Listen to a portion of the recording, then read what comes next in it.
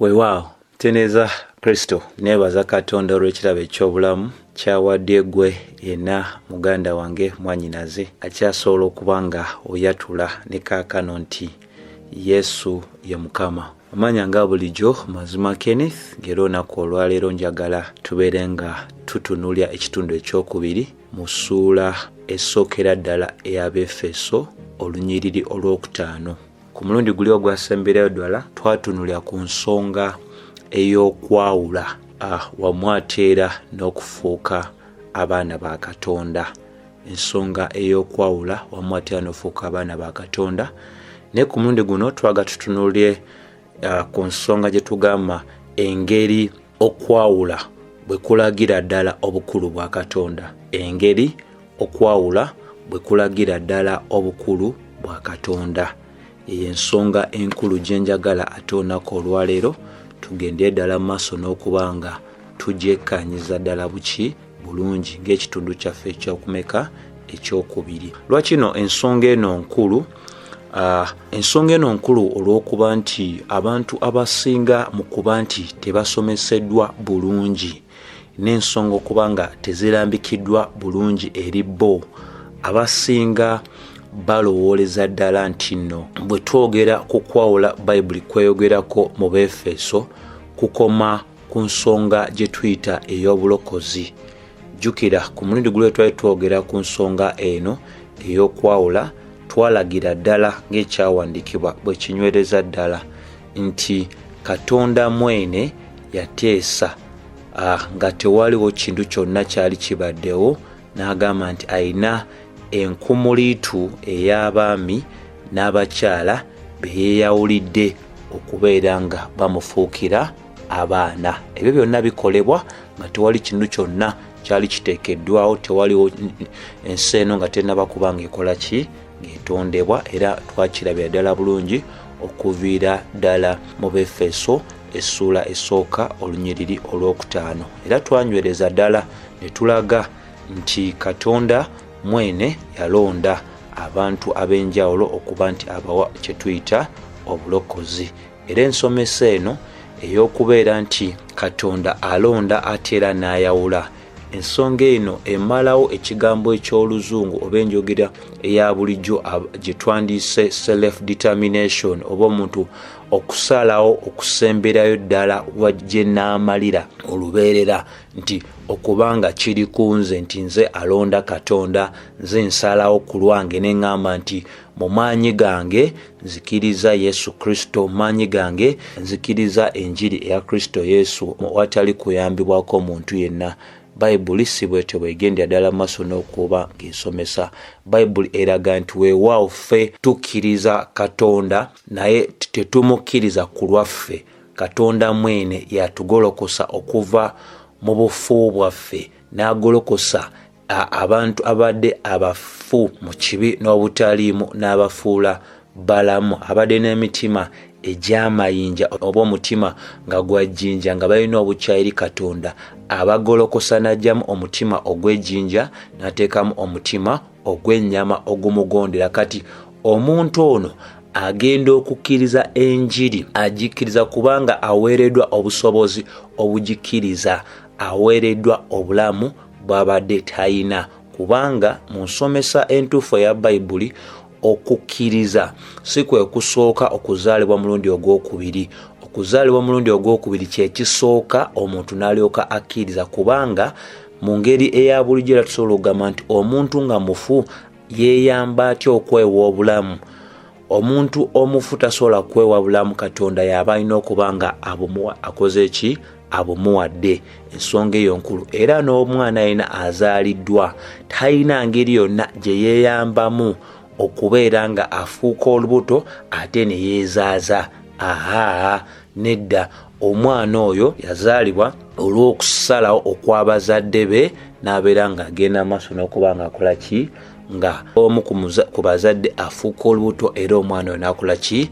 N'azaalibwa. So enkomerero yaffe eyawa we tugenda okumalira emirembe n'emirembe teyeesigamye ku ffe wabula yeesigamye ku Katonda, era Katonda mwene yeyateesa abantu ab'enjawulo bano nga baali tebannabakuba nga bazaalibwa n'asalawo n'abeeyawulira n'abafuula ababe. Era tulabira ddala bulungi bw'oba osomye mu Balumi 9:10 paka 16 eragira ddala eri abaana abaali abalongo abaali mu nda ya Lebeka nga Mukama bwe yagenda amaaso n'ogamba nti asiimye Yakobo naye Esawu amukyawa. Era ne tulagira ddala nti Katonda mwene yayisa ekigambo kye ng'abaana tebannazaalibwa n'agamba ayina gw'alonze, nga gwe yali alonze nga litanabakola kirungi kyonna oba n'ekibi. Katonda okulonda kwe kwali kwamala dde okuba nga kukola kutya kumaze okuyisibwa. So mu bulamu obwa bulijjo gwena eyayawulibwa Katonda era n'olondebwa Katonda ogenda okumukkiriza nga ye yagenda dda amaaso n'okuba nga yakulonda nga n'ensi eno etenaba kuba nga eteekebwawo. So ensonga eno nkulu nnyo yakubanga tuginnyonnyokera ddala kubanga abasinga batabulwatabulwa ku nsonga zino kubanga bagawuliranga amawulire amapya naye nga bino byendi okwogerako si bipya mu Bayibuli wabula weetaaga omusajja atutte ebbanga erimala mu kubeera nga asoma ekigambo kya Katonda, Katonda mwene ng'amukozesa afaayo alumirirwa ekigambo kya Katonda okubeera nga tekikwatibwa mu ngeri enkyamu, tekyawuzibwa mu ngeri enkyamu. Omusajja oyo abajja kuba nga asobola okukola ki? Okuyambirako ddala. Naye bano abeenonyeza ebyabwe abanoonya obunoonyi nti leero nsomesa ku ki, leero nsomesa ku kiriwa, abo baate bajja kuba nga bakuyamba. Naati ekyennaku be basingira ddala obungi era tubeetooloddwa mu buli kanyomero konna akaki ak'enjawulo kubanga bo balina ebigendererwa birala si byakuyamba. Kwaba otunulya Abaluumi 8:28 paka 3 ekulaga olujegere luno olw'obulokozi nti be yamanya edda yabaawula, be yayawula yabayita, be yayita n'abajjako omusango, be yajjako omusango n'abagulumiza. Kati ebyo obijja otya mu Bayibuli nga Bayibuli yennyini ebisongako ng'eraga nti teriiyo muntu yenna Katonda gw'ataamanya edda gwagenda maaso n'okwawula, gw'ataayawula gwagenda okuyita, gw'ataayita gwagenda okuggyako omusango, gw'atajjako omusango gwagenda okugulumiza. Tekisoboka. Bayibuli etulaga nti waliwo omutendera Katonda gw'ataddewo oba kye twandiise engeri Katonda gyeroboza okubeera nga yeekoleramu ebintu. Era twalaga nti abo bonna abaayawulwa be bayitibwa, ne tulaga nti okuyitibwa kuno kulimu engeri za mirundi ebiri. Kuliko okuyitibwa okw'owabweru n'okuyitibwa okw'omunda. Okuyitibwa okw'owabweru kugenda eri abantu bonna abalamu abasobola okuwulira enjiri era enjiri ebabuulirwa bonna, abaami n'abakyala, abagagga n'abaavu, abampi n'abawanvu, abeeru n'abaddugavu, abatono n'abanene, nti enjiri egenda eri abantu abo bonna. Naye si buli muntu yenna awulira okuyita kuno okw'ewabweru ayanukula bulungi nga yeenenya amakubo ge amabi n'akkiriza enjiri ya Mukama waffe Yesu Kristo. Nti newankubadde enjiri abantu bonna ebabuulwa ne bonna tebalokoka, bonna tebeenenya bibi byabwe. Wabula ate okuyitibwa okw'omunda kugoberera okuyitibwa okw'owabweru. Nti okuyitibwa okw'owabweru kwe kusooka. Emabega w'okuyitibwa okw'owabweru wabeerawo ate ekirala kye tuyita okuyitibwa okw'omunda. Ng'era okuyitibwa okw'omunda Katonda akuwa abo bokka be yamanya edda n'abaawula.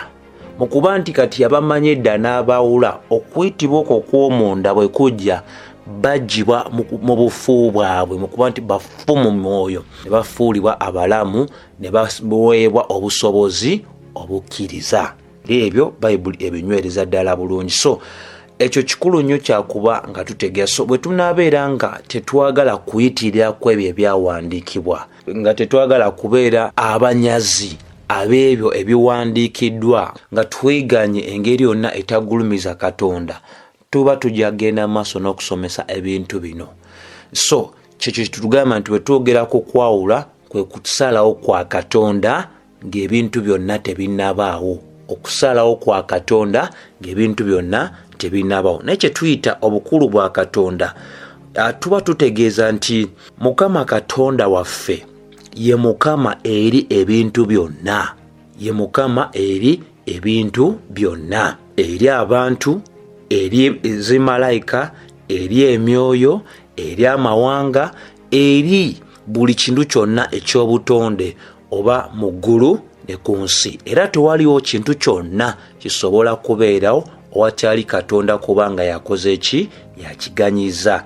Nti tewaliwo era muntu yenna asobola kubeera oba ekintu kyonna ekisobola okusazaamu ekyo Katonda kyakoze ki?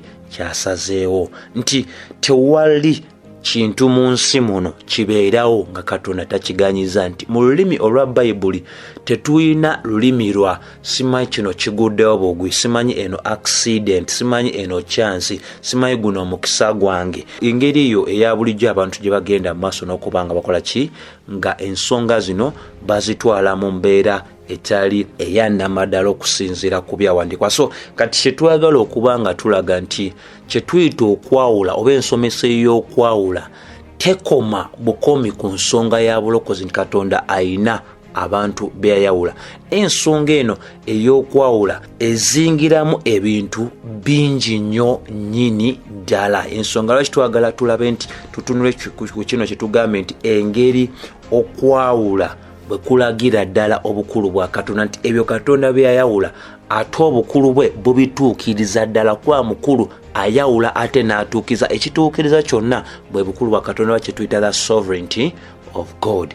Ekisookedda kinyaga tube nga tutunuulya ekya bulijjo ffenna kyetumanyidde ddala kwe kubeera nti Katonda yateesa mu nsi wajja kubeerawo abantu ba mirundi ebiri, abaami n'abakyala. Ekyo kyolaba buli muntu yenna agamba nti muntu azaala tebazaala kisukkulumaawo, bazaala ozaala omusajja, ozaala ekitonde ekisajja, ekitonde ekikazi. Era ne mu bisolo byonna waliwo ebintu bya mirundi ebiri, era bwe gutyo bwe guli ne mu bintu ebirala byonna n'ebikola ki?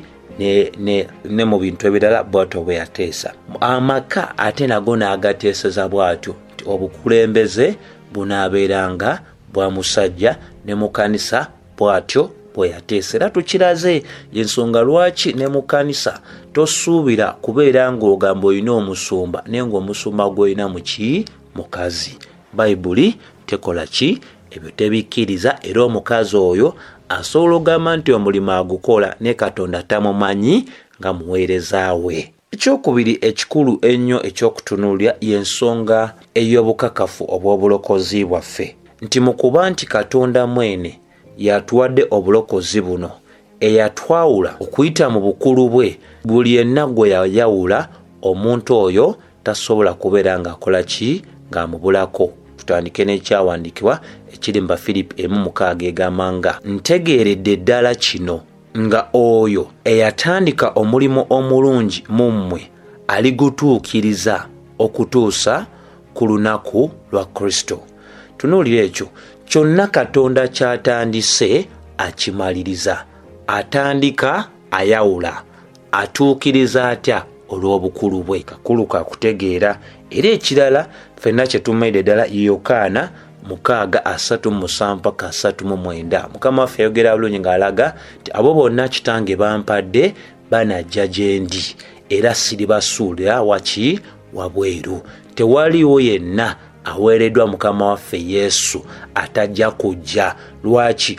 Okuweebwa kwe kwasooka okujja ne kulyoka kugoberera. So buli yenna yaweebwa Kristo ajja, ate era yenna aze Mukama waffe akakasa nti anaamukuumira ddala paka ku lunaku luli olusemberayo ddala, ate era omuntu oyo talimusuula. Yokaana 10:26-27. Mukama waffe Yesu Kristo ayogera ebigambo ebiraga olwa 26 lulaga nti naye mmwe temukkiriza kubanga temuli kitundu ku kisibo kyange. Olwa 27 ayogera n'ababe, endiga zange ziwulira eddoboozi lyange era nzimanyi nazo zimmanyi. Ensonga lwaki newankubadde enjiri ebuulirwa bangi, batono be bagikkiriza. Abagikkiriza ze ziyitibwa endiga eza Mukama waffe Yesu Kristo. Zimumanyi era naye azimanyi. Mu kuba nti zimumanyi, bwe ziwulira okuyita okukwe okuyita mu njiri, zigolokosebwa ne zaanukula. 2:8 era mbawa obulamu obutaggwaawo era tebasobola kuzikirira era tewaliwo omuntu yenna asobola bajja mu mukono gwange. Nti yayawula naye ate alina obusobozi obukuuma ekyo kye yayawula. Kitange abampadde w'amaanyi okusinga bonna, abayinza okuyitibwa bataata bangi, naye ate kitaawe wa Mukama waffe Yesu Kristo yasinga bataata bonna amaanyi. Abano be yawa Kristo baali babe, mu kuba nti baali babe ate amala n'akola ki? N'abawa omwana, era kyava omwana agamba nti bonna kitange be yampa. Osegedde nti kyova omwana agamba nti no kitange eyabampa w'amaanyi okusinga bonna era tewaliwo omuntu yenna asobola kubeera nga anyaga abantu abo okuva mikono egya kitange, kubanga nze ne kitange tuli omu. Ensonga ekakasiza ddala obuki? Obulokozi bwaffe. Kati twerabidde Peetero ekisooka 1:3 nayo enywereza ddala nti okwawula kunywereza ddala oba kulagira ddala obukulu bwa Katonda. Atenderezebwe Katonda kitaawe wa Mukama waffe Yesu Kristo, oyo okusinzira ku kisa kye eky'amaanyi eyatuleetera okubanga tuzaalibwa omulundi ogwokubiri, nti si ffe abeerokola naye kitaffe ye yatulokola olw'essuubi eddamu okuyita mu kuzuukira kwa Mukama waffe Yesu Kristo okuva mu bafu, eri obusika obutazikirira obutasobola kubeera nga bugubizibwa, obutasobola kusaanawo, obuterekeddwa mu ggulu ku lwammwe olw'amaanyi aga Katonda agabawanirira okuyita mu kukkiriza olw'obulokozi bwammwe obutegekeddwa obunaabikkulirwa mu kiseera kiri ekisembayo. Ebyawandiikibwa ebyo binywereza ddala bulungi eyayawula y'omu yalina n'obusobozi obukuuma kyeyawula. Ekirala kye tulina okuba nga tunyweza nti Katonda mu bukulu bwe abo bokka be yayawula be bokka bakola ki? Baaganya okujja era baaganya okubeera nga baanukula enjiri. Ekirala kye tulina otunuulira ensonga ey'okubonaabona okwa Mukama waffe Yesu Kristo, nti okwawula kwa Katonda oba ensomesa ey'okwawula yali yayawula dda okubonaabona okwa Mukama waffe Yesu Kristo. Bw'oba otunuulidde ebikolwa eby'abatume essuula ey'okuna olunyiriri olw'26 lunyweza nga lulaga nti bakabaka ab'ensi bonna ne bafuuka kimu n'abakulembeze okubanga bali kimu eri Mukama waffe oyo eyafuukibwako amafuta, kubanga mu kibuga kino baali bonna bali kimu eri omuweerezaawo omutukuvu oyo eyafuukibwako amafuta, oyo Kerode ne Pontio Pilato wamu ne bannaggwanga n'abantu aba Isirayiri olw'28 bakole byonna omukono gwo n'okuteesaako bye yalangirira edda okubaawo. Nti okuteesa kwa Katonda kuyina ebintu bye kwalangirira, naye byonna ebyalangirirwa olw'okuteesa kwa Katonda okubeerawo byo byennyini ebyagendera ddala maaso n'okubaawo. Ensonga era olabira nti Isaaya 53 olusooka paka olw'12 lulagira ddala nti byonna nga bwe Isaaya bwe yabyogera ebyabigenda otuuka ku Mukama waffe Yesu Kristo byamutuukako. Ekyo kinyweza nti okwawula kwa Katonda kukakasiza ddala kye tuyita obukulu bwa Katonda, nti byonna okwawula okuteesa bye kwagendera ddala maaso n'okubeera nga birangirira ate obukulu bwa Katonda bwatuukiriza buli kintu kyonna ekyagenda maaso n'okuteesebwa n'okulangirirwa nti kyali kyakubaawo. Ensonga endala gye njagala okwogerako gye tuyita eyaki ey'okwenenya n'okutuukira ddala ku ddaala ery'okumanya amazima. Ekyawandiikibwa nga Timoseewo ekisooka 2:3 paka ku lwokuna kiraga nti Katonda ayagala abantu bonna okulokoka wamu n'okutuukira ddala n'okutegeera ddala amazima. Ekyawandiikibwa ekyo kirina abantu b'ekisongako, abantu aba buli ngeri yonna Katonda byayawula edda naye atamanyi bulungi bulambulufu bw'ensonga. Nsobola okugamba nti ekwo kwe kwagala kwa Katonda bw'oba okitutte mu ngeri ya bulijjo nti Katonda ayagala abantu bonna okulokoka, bonna balokole. Ojja kumaliza ng'onziramu oŋŋamba nti bonna si balokole. Lwaki? Kubanga bw'oba osomye Timoseewo ekyokubiri essuula ey'okubiri olunyiriri lwa 25 lulaga nti omuweereza wa Katonda nga atereeza awabula abatali ku luuyi lwe abawabule mu bukakkamu, omanyi ki nga Katonda anaagenda mu maaso n'okubawa okwenenya wamu n'okubatuusiza ddala ku ddaala ery'okumanya amazima. Amawulire amalungi agali awo nti weewaawo Katonda ayagala abantu bonna okulokoka naye tebasobola kwerokola. Era twaba muntu yenna eyeewaana eyo nti nze nsobola okwerokola, nsobola okusalawo leero n'enzikiriza. Tosalawo busaze mu maanyi go, wabula Bayibuli etulaze nti Katonda okuggyako nga akibawadde. Katonda bw'aba akibawadde yasobola obbatuusa ku ddaala eryenenya, ate era yasobola n'obatuusa ku ddaala ery'okutegeera amazima. Bangi balokole naye batono abatuusiddwa ku ddaala ery'okumanya amazima, kubanga nago mulimo gwa Katonda. Tetulina kye tweyamba. Bassebo ne banyabo, bino byakulaga bukulu bwa Katonda nti ye yeetandikira omulimu ate n'agumala, kubanga teriyo muntu yenna mu maanyi ge asobola kusalawo ku lulwe okuwengeza mu bwakabaka bwa Katonda. Ffenna tumanyi Yokaana 1:13 eraga nti tetuzaaliddwa okusinziira ku kusala okw'abaana b'abantu oba olw'omusaayi oba olwaki, naye tuzaaliddwa omulundi ogwokubiri olw'okwagala kwa Katonda. Era Abafiripi 1:29 etulaga nti Katonda yakiganyiza ffe okubeera nga tuzaalibwa omulundi ogwokubiri, ng'era Peetero naye bwe yagendedde ddala maaso n'okuba nga etulaga ensonga eso. Nga bwe tutayina kye twagattako oba kye twakola okuzaalibwa mu ngeri eya bulijjo, mu ngeri y'obutonde, era tetulina kintu kyonna kye twekolera okweyambako okuzaalibwa mulundi ogwokubiri. Katonda yatumanye dda n'ensi eno etennaba kubaawo, ye yakolera okuyita mu kuyaayaana oba okwagala okw'abazadde baffe ne tuzaalibwa mu nsi eno. So tetweyamba mu kuzaalibwa okwa bulijjo oba okw'obutonde, ate n'okuzaalibwa okw'omwoyo tetweyamba. Ekirala kye tuyinza okugamba nti kyakutaano nakyo kikulu kyakufiibwako ddala y'ensonga gye tuyita ey'obuweereza n'ensonga ey'ekitone, nti bw'oba osomye ebyawandiikibwa bitulagira ddala bulungi nti Katonda mu bukulu bwe yateesa ddi lwe tulina okuzaalibwa, wawe tulizaalibwa, baani abalibeera abazadde baffe, endabika yaffe n'obusobozi obw'okukola emirimu egy'enjawulo. Ekyokulabirako kiri mu bikolwa eby'abatume. Bikolwa by'abatume essuula 17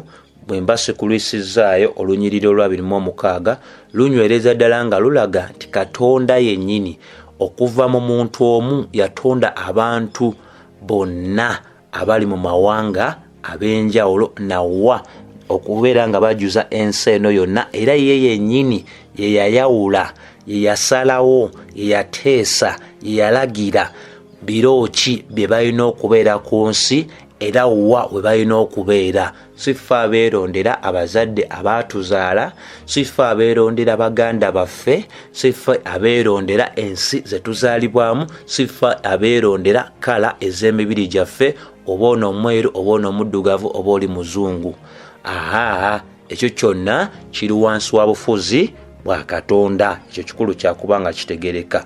Deni ekirala kyenjagala okunywereza ddala ne wansi awo, bw'oba ojjukidde bulungi biki Mukama byayogera ku nnabbi Yeremiya, ekyo kikulu nnyo n'otegeera nti n'omulimo ogw'obuweereza bw'oba otulinde kati nga Yeremiya. Bayibuli etulaga mu Yeremiya 1:4-5 nti awo ekigambo kya Katonda ne kijja gye ndi, nga tonnaba kutondebwa mu nda ya maama wo nakumanya, nga tonnaba kuzaalibwa n'enkwawula n'enteesa obeere nabbi wange eri amawanga. Nti leero omulimo guno gwenkola ogw'okuba nti ndi musomesa ow'ekigambo kya Katonda nga kwotadde n'obusumba, sikirowoozangako, sisobola kukakasa nti nali nkimanyi. Nina bye nali njagala osoma era nabisoma, bye nali njagala osoma ebimu nabituukako, ebirala saabituukako, era ne mmayiza nga nsomyemu ebirala, naye ate n'ebinasoma ebirala ate nesanga ate si byendimu,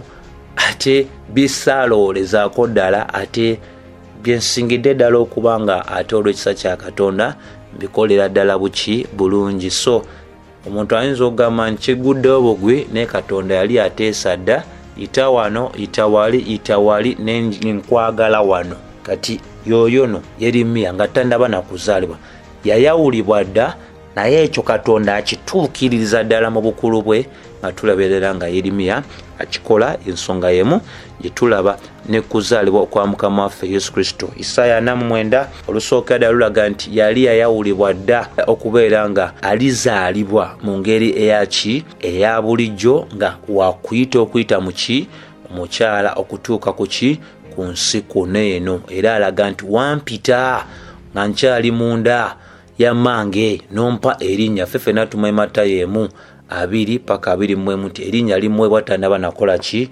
Kuzaalibwa.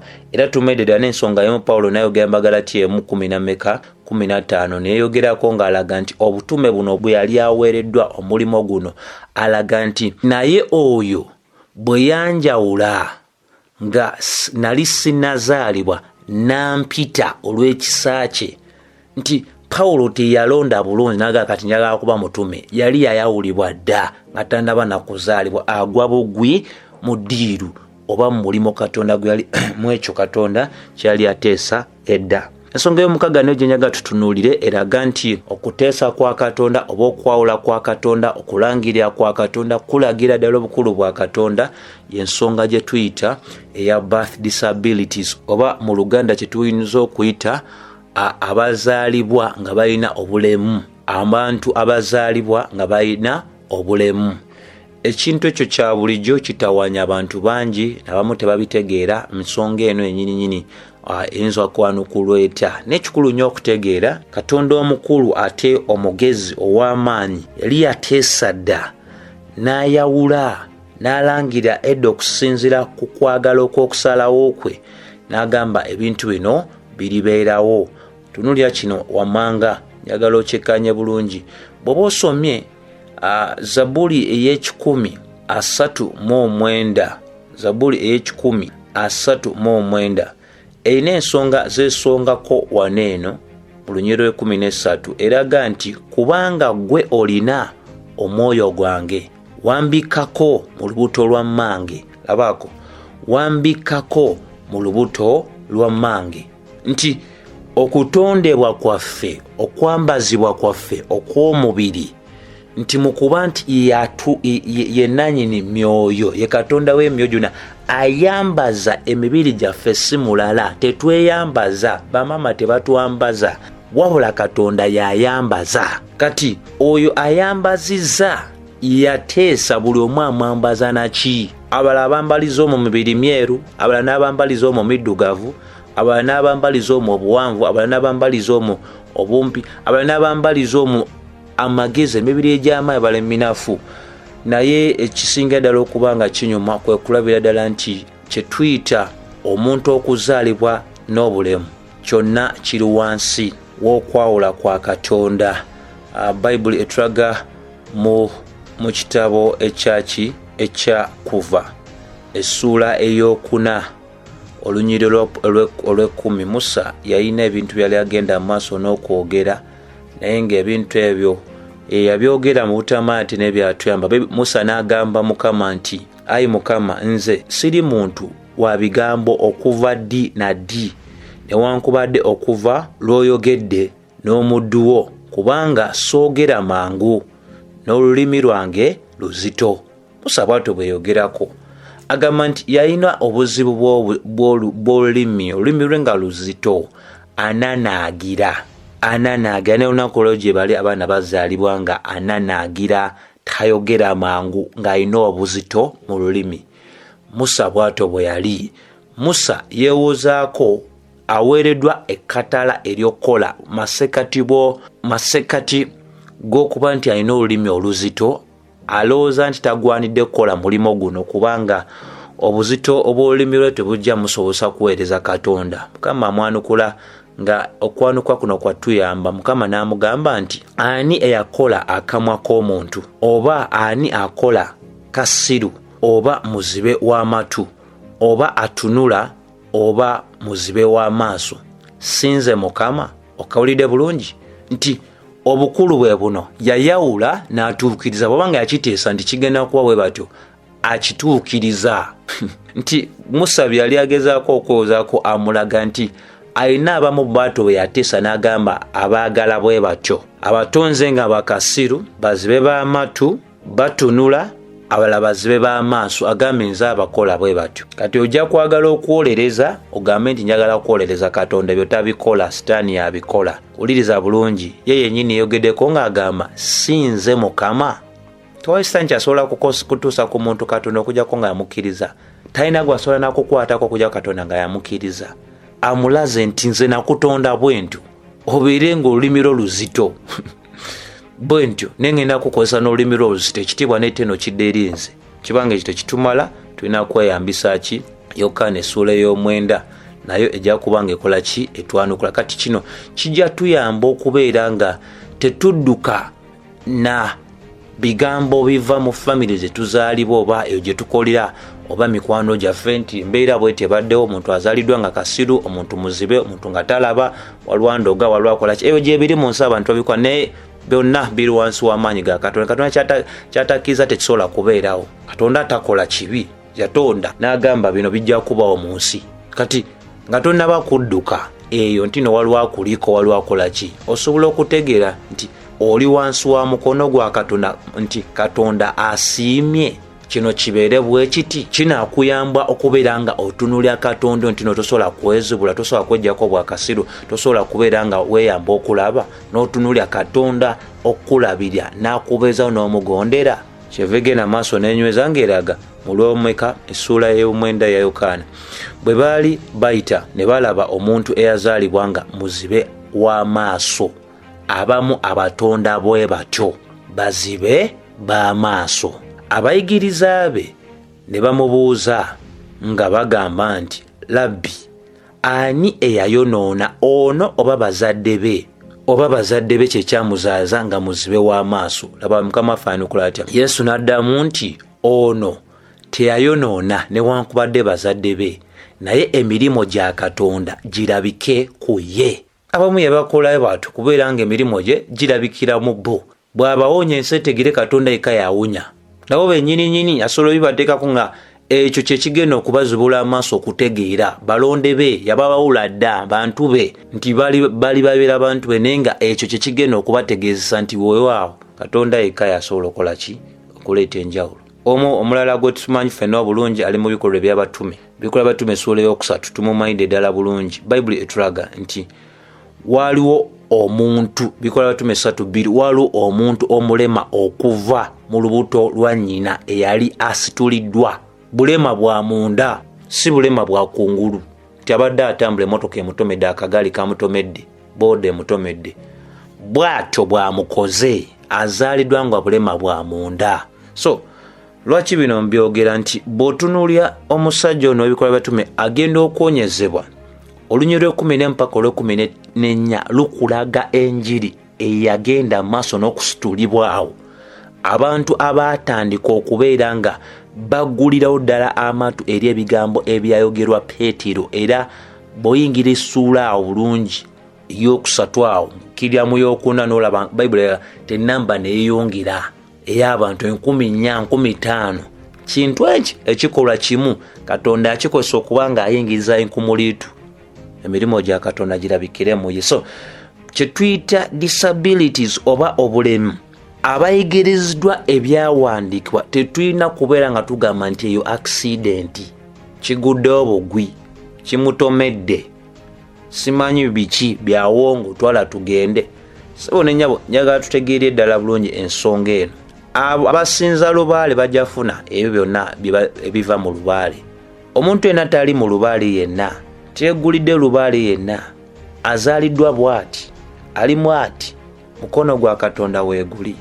Sebo nenyabo kubanga lwe nekye tuyita human responsibility obuvunaanyizibwa bw'abantu. Otambudde bulungi obulambo tolina gw'ovumye tolina gw'obbye tolina gw'okaasinze tolina gw'okoze ogudde mu kabenje. Omwana azaalirwa talina muntu yenna kyamukoze. Mwonoonyi tuli boonoonyi tuzaalibwa bwe tutyo nga tuli aboonoonyi abamu tusangiddwa busangi tetuzaalidwa nga tuli bamuzibe baba kigalo bakiki. Katonda ayambye buyambi n'asaasira.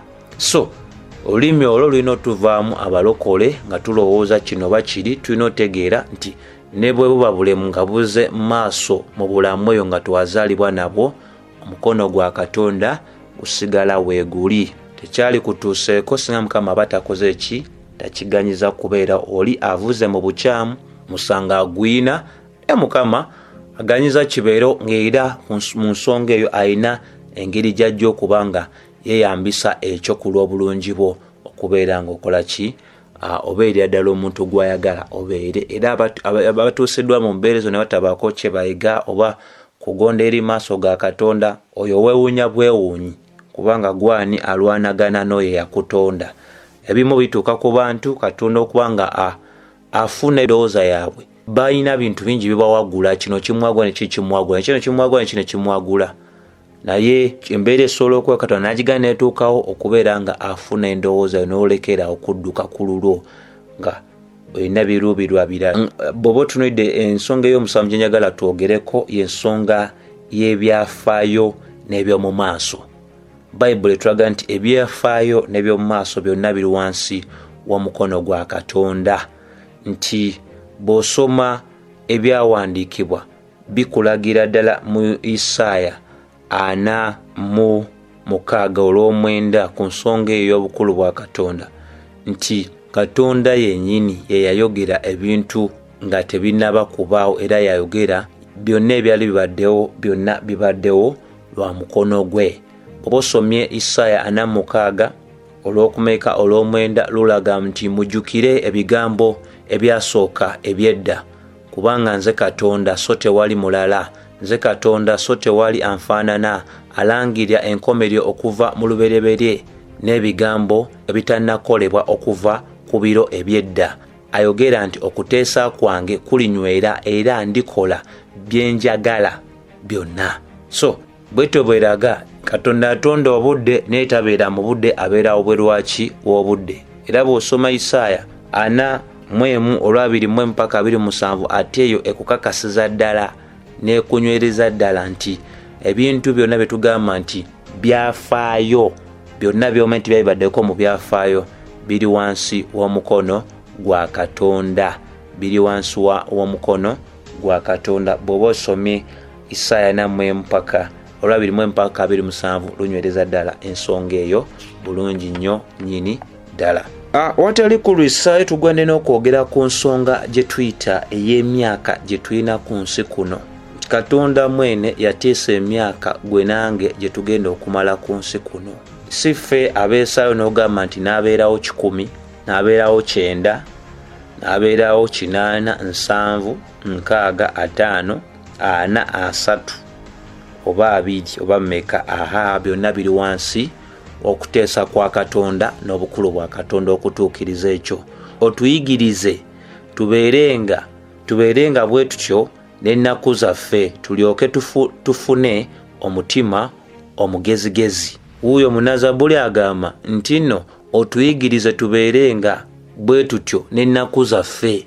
Ennaku ze tulina okumala ku nsi zaateesebwa dda, era ekiseera kituuka ng'ennaku zo ziweddeko. Ne bw'oliboola ng'otudde mu nnyumba n'ogamba neezingiddeko awo sigenda va wano eno, awo wennyini w'olifunira ekintu ekigenda okukumya.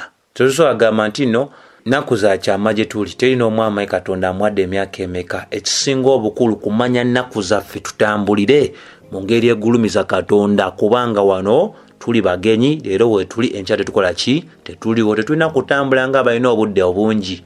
Weereza Mukama n'omutima gwo gwonna, n'emmeeme yonna, n'endowooza yo, n'amaanyi go gonna. Ekyo ky'olina okuba ng'okola ki, ng'okola. So ennaku ziri wansi wa ki, wa mikono gye, tezigattwako, tezitoolebwako. Ekirala ekikulu eky'okwogerako ekyandibadde nga nakyo kikulu kyakwogerako y'ensonga ey'okola ki, ey'okwonya n'okuzuukiza abafu, nti nayo yennyini eri wansi w'okusalawo kwa Katonda n'obukulu bwa Katonda. Njagala ntandike n'ekyokulabirako ekiri mu ssuula ey'okutaano eya Yokaana. Bayibuli etulaga nti mu Yerusaalemi wano wegamba oluvannyuma lw'ebyo ne wabaawo embaga ey'Abayudaaya. Yesu n'ayambuka ku Yerusaalemi. Naye mu Yerusaalemi waaliwo omulyango ogw'endiga, waaliwo ekidiba kye baayitanga mu Lubebulaniya Besusaida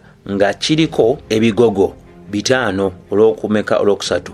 Mu byo mwagalamirangamu ekibiina eky'abalwadde, abazibe b'amaaso, abalema, abakonzimbye nga balindirira amazzi okubimba. Mu lwokuna kubanga malayika yakkanga mu kidiba mu biseera ebimu n'abimbisa amazzi, oyo eyasookanga okugendamu nga amazzi gamaze okubimba yawonanga obulwadde bwe bwe yabanga nabwo. Olwokutaano ne wabaawo omuntu eyali n'endwadde nga yakamala emyaka 38. Yesu bwe yamulaba oyo ng'agalamidde n'ategeera nga yakamala ennaku nnyingi, n'amugamba nti, oyagala okuba omulamu? Okalabye bulungi? Tiso bantu baluwano bangi balwadde, balina obulemu, bamaze emyaka n'emyaka nabo. Sebo n'ennyabo nga bw'ensomeseza amasomo amalala, tewali alina maanyi gawonya bantu wabula Katonda yekka. Tofunayo mubuulizi oba omuntu yenna ng'akugamba ye muwonya. Tebalina maanyi. Katonda yekka yalina amaanyi, ye yekka ye muwonya. Ekisinga okuwunyisa nti abantu bano baali bangi, naye mu bonna ekisa kya Katonda kyerobozaawo omuntu omu. Kati oli ng'akaana naawe ogamba otya Katonda waliwo be yayawula okuwa obulokozi, waliwo baatayawula kuwa bulokozi. Bayibuli eraze nti baaliwo bangi nga bagalamidde mu bigogo bino 5. Wabula mu bonna ekisa kya Katonda, obukulu bw'ekisa kya Katonda bulondawo omuntu omu, era ye muntu omu yawonyezebwa. Ani? Katonda mukulu, akolanga bw'ayagadde mu ggulu ne ku nsi, teri amubuulira kyakukola, ate teri n'omu amubuuza nti lwaki. Ekyo kikulu kyategeera. Ekyo kitegeeza ti si kwagala kwa Katonda buli muntu yenna okuwonyezebwa. Bw'ofuna omuntu akugamba nti kwagala kwa Katonda buli muntu yenna okuwonyezebwa, tewandibaddewo mulwadde. Tunuulira amalwaliro gajjudde, famire ez'enjawulo zijjuddemu abalwadde, si kwagala kwa Katonda. Ate yennyini yeeyogerako ng'ayogera mu kyamateeka 32:39 ng'agamba nti ye yatta, yagaba obulamu, yakosa ate era yawonya, era agamba nti teri muntu yenna asobola kubeera nga alokolebwa oba nga yeerokola okuva mu mikono gya Katonda. Asobola okutta, asobola okufuula omulamu, asobola okulwaza, asobola okuwonya. Yoyo Katonda gwe tusinza mukulu, era akolanga bw'akola ki? Bw'ayagala. Ffe abalamu lwaki tugulumiza Katonda? Lwaki tugwanira okutendereza Katonda? Kubanga Mukama atusaasidde busaasizi, tumusobya buli lunaku, naye takolaganye naffe ng'ebibi byaffe bwe biri. Singa Mukama wakukolagana naffe ng'ebibi byaffe biri, twalibadde omuntu mulamu ku nsi kuno. Era bw'osoma ekirala kye njagala okuba nga nyweza y'ensonga eyaki eya Bakolinso 2 ku nsonga eyaani agolokosa abafu. Bino byonna biraga kwawula kwa Katonda, okuteesa kwa Katonda, okwawula kwa okulangirira kwa Katonda wamu n'obukulu bwa Katonda obutuukiriza ebyo byonna nti kyayogedde akikola. Nti bw'oba osomye Bakolinso 2 n'ogyekanyiza ddala buki bulungi, olunyiriri essuula esookera ddala n'osoma olw'omunaana tutandike n'olw'omusanvu, era okubasabira kwaffe kunywerere eri mmwe nga tumanyi nti nga bwe musse kimu mu bibonyoobonyo, era bwe mutyo musse kimu ne mu kusanyusibwa. Olw'omunaana, kubanga tetwagala mmwe obutategeera abooluganda eby'okubonaabona kwaffe okwatutuukako mu Asiya, bwe twazitowererwa ennyo nnyini okusinga amaanyi gaffe, era n'okusuubira ne tutasuubira kuba balamu. Osobola n'okubeera ng'ekintu kikunyiga nnyo, oba kirwadde n'ekikunyiga nnyo, oba ng'olina embeera yo ekunyiga nnyo ng'olowooza embeera eyo omanyidde ddala n'embeera eyo egenda okutta. Bwe ziba tezinnatuuka, oyo ali waggulu nnyo eyatonda era ayimiriza ebintu byonna bw'aba tannagamba nti kekano akadde akasembayo, tovaawo. Abantu kye balowooza nti kyekibadde kigenda okutta, tekikutta. Kyokola olw'omwenda luga nti era ffe bennyini twalimu okuddamu okw'okufa munda mu ffe. Tuleme okwesige okubuteeka mu ffe okubuteekamu fefeka wabula Katonda azuukiza abafu. Twabawo omuntu yenna akubuzaabuza. Katonda yekka yalina amaanyi agazuukiza abafu ate tazuukiza omu. Bayibuli etulaga nti mu biro eby'oluvannyuma buli muntu yenna gwe yatonda waakuzuukira. Buli muntu yenna gwe yatonda waakuzuukira. Abaafiira mu Kristo n'abataafiira mu Kristo bonna baakuzuukira. Wabula ekyenjawulo nti abaafiira mu Kristo banaasooka okuzuukira. Era omuntu atabeera mu kuzuukira okusooka ekyo kitegeeza nti tewali wa Kristo. Naye ye yekka alina amaanyi agazuukiza. Tebakulimba twaliwo omuweereza wali, waliwo omukyala wali, sime waliwo nabbi wali, sime waliwo omusawo wa wongo wali, alina amaanyi agazuukiza. Tewali gwe ataakutonda abeera ate n'amaanyi agazuukiza. Eyatondebwa azuukize omuntu eyatondebwa. G'otondeddwa ate gweyagala naawe ozuukize atondeddwa. Bikulu byakufaako ebyo nno. Ekiro kinyaga tutunulire nga nsonga nkulu nnyo, ensonga ey'ekumi y'ensonga gye tuyita ey'olunaku olw'okulabiramu omukisa n'olunaku olw'okulabiramu ennaku. Olunaku olw'okulabiramu omukisa n'olunaku olw'okulabiramu ennaku. Ebyo bikulu byakutegeera, waliwo abantu abasinga batafa ku nsonga ezo, naye Bayibuli bwesomesa nti lowooza omulimo gwa Katonda, kubanga ani ayinza okuluŋŋamya ekyo kye yanyoola. Katonda aba anyodde omuntu azaliddwa mulema, omuntu muzibe, omuntu kiggala, omuntu alinaku obuzibu obulala mu kitundu eky'omubiri gwe, toyina maanyi gagolola Katonda kyanyodde gye tubadde eri. Naye tekomawo. Mu Lw'ekumi tuli mu buwulizi 7:13 paka 14. Osanyukirenga ku lunaku olw'okulabiramu omukisa era olowoozenga ku lunaku olw'okulabiramu ennaku. Ebyo bibiri gye biri mu nsi. Sanyukira mu lunaku olw'okulaba omukisa. Bagambye lowooza ne ku lunaku olw'okulabiramu ennaku. Bibiri gye biri. Nga we waliyo okuzaalibwa n'okufa, waliwo essanyu mu bulamu, waliwo n'olunaku olw'ennaku. Byonna bisobokawa. Agambye Katonda yaliraanya olwo ku mabbali g'olwo omuntu alemenga okulaba ekintu kyonna ekiriba oluvannyuma lwe.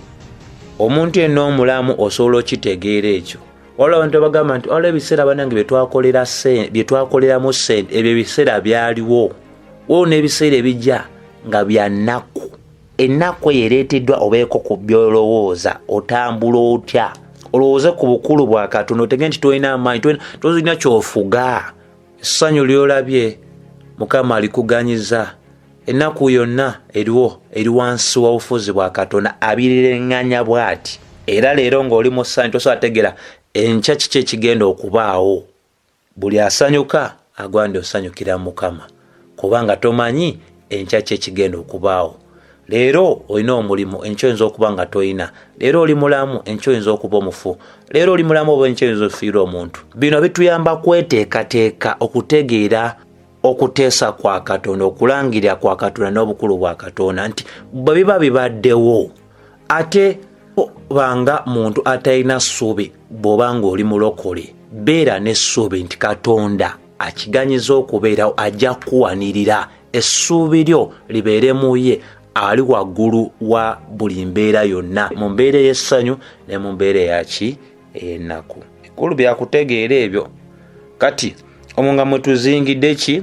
Matuteekako ekitabo kye tuyita ekyakukungubaga. Okukungubaga 3:37 uliya bweyogerayo bweti bwegamba. Egamba nti ani oyo ayogera ne kituukirira Mukama nga takiragidde? Ani awonya nga Mukama si yakkiriza?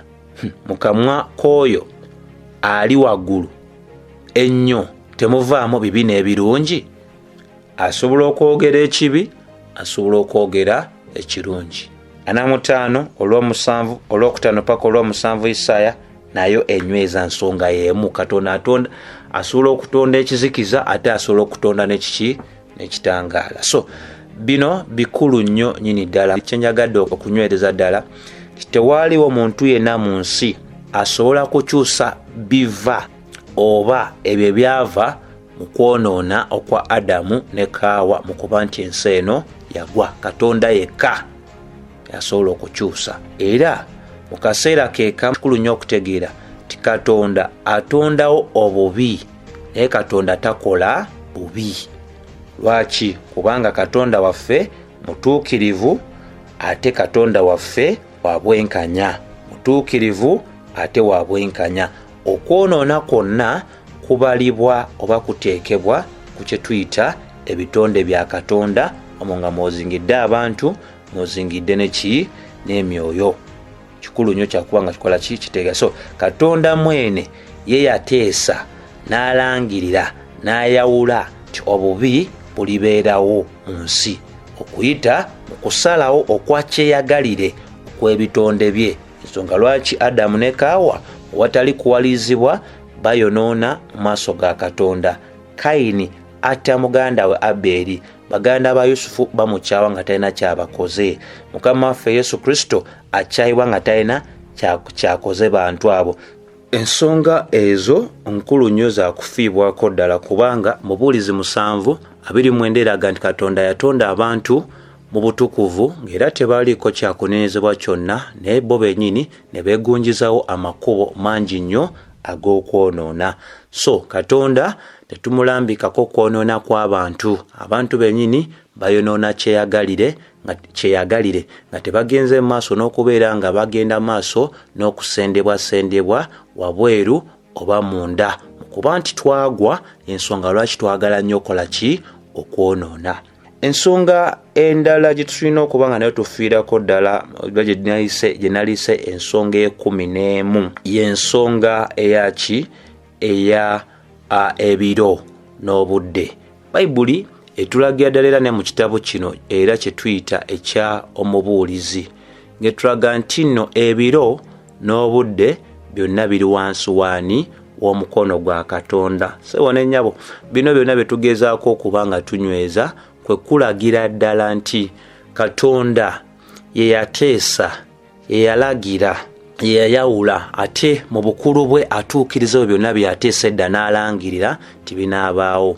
Bayibuli eraga mu Mubuulizi essuula ey'okusatu buli kintu kiriko entuuko yaakyo, na buli kigambo ekiri wansi w'eggulu kiriko ekiseera kyakyo.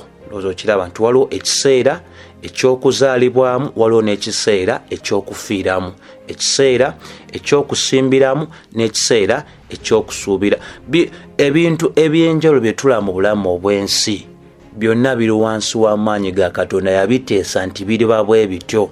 Kyova olaba Lubereberye 8 ekulaga nti ng'ensi ekyaliwo okusimba oba okusiga ensigo kijja gendanga maaso, ate era n'embeera y'emu ey'okufuna amakungula kijja genda maaso, omusana n'enkuba bijja kubaawo. So biri wansi w'okuteesa kwa Katonda, okulangirira kwa Katonda mu kuba nti yabiteesa n'abirangirira nti binaabeera obukulu bwe bubituukiriza buli lunaku bigenda maaso n'okubeerawo. Kyetuva tugamba nti eno enjiri ey'obudde eri wansi wa Katonda, nti yatonda obudde naye yali wabweru wa budde, takosebwa budde, naye bye yatonda byonna bikosebwa obudde. Ensonga ffe tuba n'obwekiro, tuba n'obwemisana, naye mu maaso ga Katonda tewali nzikiza, tewali kitangaala. Era ne bwe kituuka ku bukulembeze nti nga bw'owulira nti abantu batuuka ne bakowa n'agamba nti ono omukulembeze tumukooye agende, tumukooye atufuze nnyo, okwogera obwogezi tekijjawo muntu oyo. Bayibuli etulaga mu Danyeri essuula eyaki ey'okubiri olunywe lwa 21 nga era nayo enywereza ddala nti n'ekyabakulembeze nakyo kiri wansi w'amaanyi ga Katonda. Mwe temusobola kuvayo ne mwekaalisa bwekaalisi ne mulowooza nti mugenda kuleeta enkyukakyuka. Lwaki? Si mmwe abaateekawo omuntu oyo. Bayibuli etulaga nti mu Danyeri 2:21 era oyo yawaanyisa ebiro n'ebiseera, aggyawo bakabaka era assaawo bakabaka. Okawulidde?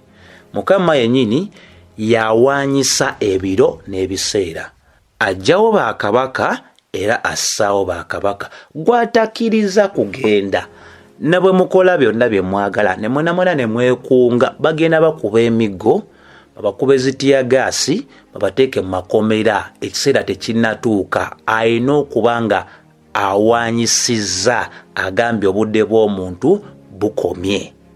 Bw'aba tannaba kukkiriza tewali okulonda, toli n'omu agaaniddwa. Obuvunaanyizibwa bwo nga munansi okubeera ng'olonda, era Katonda akolera mu obwo obuvunaanyizibwa bwaffe abantu mu ebyo bagenze maaso n'atuukiriza kyonna kyakola kyonna kye yateesa edda oba kyayagala. Bw'osomye bwe tuba tutunuulidde ensonga endala ey'12 gye tuyita okubonaabona n'ekitiibwa, nakyo kikulu kyakubanga kyo nakyo kifiibwako nti Katonda omukulu ow'amaanyi mu magezi n'ekitiibwa yateesa edda ennyo nti ekitiibwa kigoberera kubonaabona mu bulamu obw'ensi. Teri muntu yenna agenda kutuuka ku kitiibwa atasoose kuyita mu kubonaabona. Tunuulira Mukama waffe Yesu Kristo ajja ku nsi kuno n'ayita mu kubonaabona. Bw'osoma Bafiripi 2:9-10 Bayibuli eraga nti olwo erinnya lye ne ligulumizibwa waggulu w'amannya gonna, era eri erinnya erya Kristo Yesu buli kamwa konna kanaayatula nti ye Mukama, na buli vvivi lyonna linaafukamira mu maaso ge ku nsi kuno n'oluvannyuma lwa byonna. Nti ate era bw'otunuulira Bikolwa by'Abatume 14:22 Pawulo alaga nti tunaayingira obwakabaka bwa Katonda okuyita mu kubonaabona. Awo ng'okyali awo bikusibye ogamba naye kati kino nkyanukula ntya? Bwe tukwatira mu Peetero ekisooka essuula ey'okuna nayo negenda mu maaso n'okuba ng'ekola etuwabula, kubanga mu bulamu obw'ensi tufuna ebintu ebyenjawulo ne bitutuukako ne tulowooza nti waliwo andiko mu famire waliyo jjajjange, waliwo kojja wange, waliwo kizibwe wange, oba mwannyinaze, oba muganda wange yandiko, oba ab'oku mulimu twala tugende. Nti okusoomoozebwa ekkanisa egezezzaako nnyo nga bw'esobola okuggyawo eri baneeno abasomesa ensomesa ebyenfuna, bakoze nnyo kye basobola okuggyawo embeera ey'okusoomoozebwa, era nga bw'oba osoomoozebwa okuyita mu kusomesebwa kwabwe bo baba bagamba nti olina by'otakola bulungi. Kusobola kuba nti tosaba bulungi, towaayo kimala, tosiiba bulungi n'ebintu ebirala ebyenjawulo. Nate Bayibuli si bw'esomesa. Bayibuli eraga nti Katonda assawo olunaku olw'essanyu n'assawo n'olunaku olw'okulaba ennaku. Olunaku olw'okulaba ennaku aluleeta omuntu alulowoozeeko nti tebigenda kuba bwe bityo. Buli kiseera tegubeera musana, wabaawo enkuba lw'etonnya omusana ne gujja, n'obeerawo n'obudde nga bwakiddedde, n'obeerawo obw'ekiro, n'obeerawo n'obw'emisana. Kati gwani agamba nti nazaalibwa mu nsi muno, nyini nafuluma mu nsi muno nga tewali kantu konna kakoseza mubiri gwange? Katonda yabitonda, ebyo byonna bigenda kubanga bikola bibeerawo. Ate ffe byaleese mu bulamu bwaffe Abakristaayo abireeta olw'ekigendera. Bw'osoma Peetero 1:12 eraga nti abaagalwa temwewuunyanga olw'okukemebwa okuli mu mmwe okujja gye muli olw'okubakemanga nga abalabye eky'ekitalo. Nti bineeba bize bebe tugambe tetulina byewuunya. Okukemebwa kuno kwakuze tetulina kwewuunya. Ali tulina gamba kino kitalo kivudde wa? Ani akireese kino ne kiri? So bituuse ku bantu bangi abaatusooka okubeera si bipya eri ffe. Olw'ekumi tulugamba nti naye kubanga musa kimu mu kubonaabona mu bibonyoobonyo bya Kristo, musanyukenga era ne mu kubikkulirwa okw'ekitiibwa kye mulyoke musanyuke n'okujaguza. Nti okubonaabona kwe kusooka kusanyuka n'okujaguza okutaliiko kkomo ate kulyoke kujje. So leero oyinza okubeera nga tekinajja naye nkya kijja. Birimu ebintu bingi, mulimu okufiirwa, mulimu okuvibwako omulimo, mulimu okulwala, mulimu okulwa mu mbeera, mulimu obubenje, mulimu ebintu ebyenjawulo, oba okusiga n'otakungula kyobadde osuubira nti kyewandifunye, oba okubaako ssente zo wazitadde ne ziggyibwawo. Ebintu ebyenjawulo mu bulamu obw'ensi, oba gasobola okubeera nga mawulire nga tegasanyusa, oba lutalo, ne byonna Katonda abyeyambisa ku lw'obulungi bwaffe ffe Abakristaayo okubeera nga amaaso gaffe tugakuumira ddala ku ye, obutabeerako kantu konna kalala ke tugamba nti osanga kino oba kiri. Kikulu nnyo okutegeera nti kye tuyita okubonaabona kwaffe omulabe sitaani akweyambisa okuleeta okubuusabuusa mu ffe. Omulabe sitaani yeeyambisa okubonaabona kwaffe okubeera ng'atutiisatiisa obutakkiririza mu bisuubizo bya Katonda. Naye Katonda yeeyambisa oba Katonda akozesa okubonaabona kwaffe okuba nga agezesa ekikula eky'okukkiriza kwaffe nga Peetero ekisooka 1:7 bwesomeseza ddala. So tugwanidde okubeera nga obwesige bwaffe tebuli mu ffe wabula nga buli mu Katonda azuukiza abafu.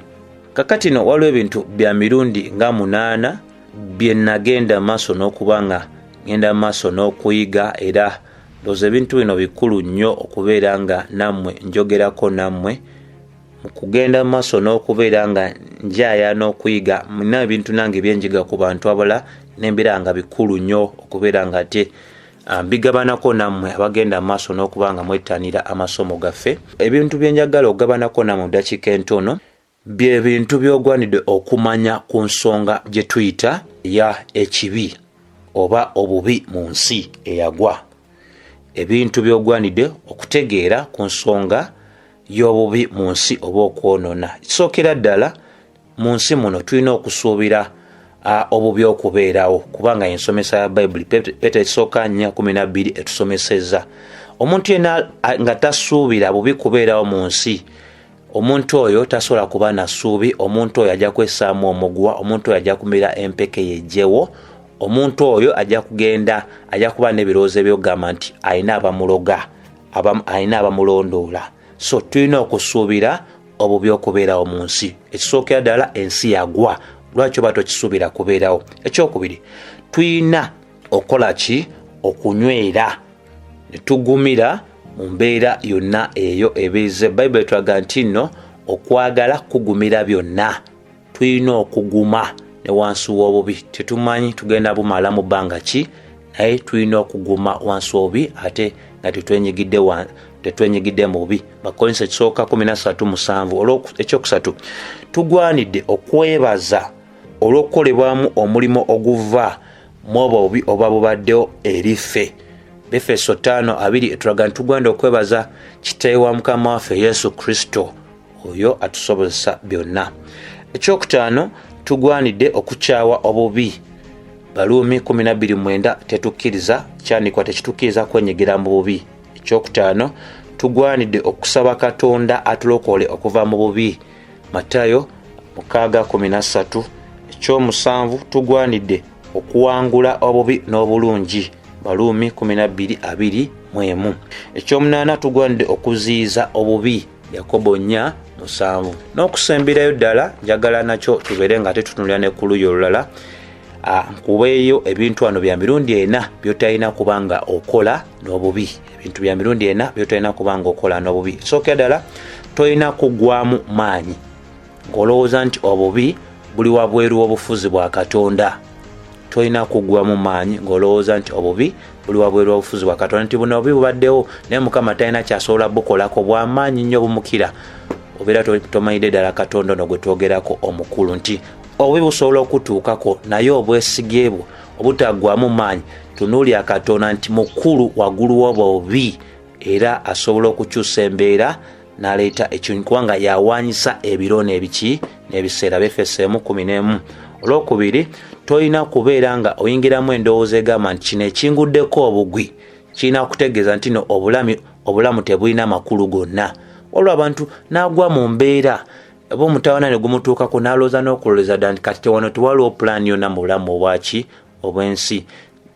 Tegeera bulungi nti Baluumi 11:3-6 eraga nti amagezi ga Katonda n'enkola ze zisukuluma ebintu byonna bisobola okukola ki? Okulowooza. Olwokusatu, anyanga ekyokusatu, tolina kubanga weggulira ekirowoozo ekigamba nti osanga Katonda ensi eno tagifuga mu bwenkanya n'obutuukirivu. Waliwo abantu batyo abayinza okubeera nga mu ngeri emu oba endala Katonda abaganyiza okusooka okuyita mu by'okusoomoozebwa bingi nnyo nnyini ddala, ne batuuka n'okuwooza nti osanga Katonda ensi eno tagikutte mu mbeera ennungi ey'obwenkanya n'obutuukirivu. Muganda wange, mwanyina aze towemula ate era teweesimba Mukama Katonda, kubanga obunene obw'ensi eno n'ebimu bye tutalaba, Katonda yekka yasobola okwanirira kino kye yatonda. So tosooka kubeera ng'oggulawo kamwako kwogera bintu bya nsonyi ku Katonda, kubanga Zabbuli ey'E145 lulaga nti afuga oba akola ebintu byonna okuyita mu butuukirivu. Ekisemberayo ddala, toyina kuggwamu ssuubi ery'okulowooza nti Katonda tali wamu naawe. Bayibuli etulaga mu Baluumi 8:30-39 nti Katonda waffe ali wamu naffe, tewayi kintu kyonna kubeere kusoomoozebwa ki okusobola okubeera nga kutwawula eri Mukama Katonda waffe okuyita mu Kristo Yesu. Ate ekikulu nnyo okutegeera nti bw'oba ng'oli mu Kristo Yesu tewali kabi konna kagenda kutuukako Katonda k'ataateesa okubeera nga kakutuukako ku lw'obulungi bwo. Nkiddamu, bw'oba ng'oli mu Kristo tewaliwo kabi konna oba kibi kyonna kigenda kutuukako nga Katonda teyakiteesa, teyakirangirira, teyakyawula edda okutuukako ku lw'obulungi bwo. Oyinza okugamba obulungi bwange bulwa. Tulina abantu bangi be tulabye. Dawudi ayogera mu Zabbuli 10:19 n'alaga nti okuva mu kubonyaabonyezebwa kwe yayisibwamu n'okunyigirizibwa kyamuyamba okutegeera Katonda yani. So bantu bangi we bali nga bajuulira ddala, abantu bandwadde nnyingi nga teziwona, ng'endwadde ezo Katonda azikozesezza okubeera nga bagula amaaso gaabwe eriye okutegeera nti babatutte mu malwaliro gano, babatutte wano, babatutte wali, naye teri muntu yenna asobola kubeera ng'awonya okuggyako Katonda yekka. So oligwanidde okubanga ekyo okijjukirira ddala nti Mukama ye mukulu waggulu wa buli kintu kyonna, era amaaso go gateeke ku Yesu. Ensonga enkulu wano gyetutunuulira ennyo yakutegeerera ddala nti okwawula kwa Katonda, okulangirira kwa Katonda, okuteesa kwa Katonda kulagira ddala obukulu bwa Katonda. Talina kyonna kye yalangirira kibeerewo kyatatuukiriza okuyita mu bukulu bwe. Nsaba Katonda nga bw'ali omwesigwa akozese obubaka buno buyambe ggwe ssebo ne nnyabo. Ayinza okuba ng'obadde n'ebibuuzo mu bino ebintu eby'enjawulo byengenze mu maaso n'okoonako, bikuyamba okuba nga bizimba okukkiriza kwo, ate naawe nga bino maze okukolamu omulimu Katonda bikozese mu bulamu bwo obeeko ne bw'oyamba okutegeerera ddala okusukkulumako okusingaka wano ku byenkugambye. Saba Mukama waffe nga bw'ali ow'ekisa, ekisa kye kyongere ddala okubeera wamu nammwe.